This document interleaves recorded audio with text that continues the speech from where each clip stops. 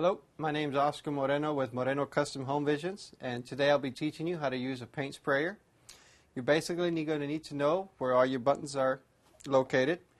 Basically, you need to know where your on and off switch is located, your spray and priming button is located, and your pressurized adjustment knob is located. Once you know where all those things are located, we can go through each of the steps. Okay? Now, first thing what you want to do is, of course, have your tip of your spray machine inside a 5-gallon bucket with paint.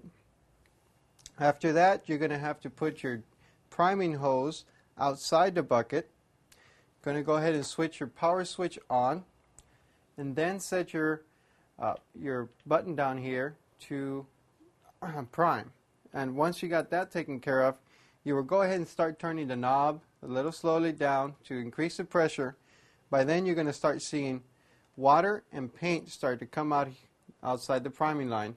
Once you see a good solid flow of paint, you know that you're primed and ready to go. You can automatically now switch your button to spray. Once you switch your button to spray, yet again you will turn down your pressure knob to make sure you got an adequate pressure for your spray gun. And then you guys are going to notice your spray gun here. This guy is going to just have 2 different adjustments to it. All you're going to need to know is by squeezing the handle, you'll release the paint spray. And if in any of the times you guys are using your paint sprayer and it gets clogged, real simply, you're going to turn your spray tip a full 180 and you'll get the other end. You will spray again. That will clear out the clog. You return your spray again and you keep on spraying.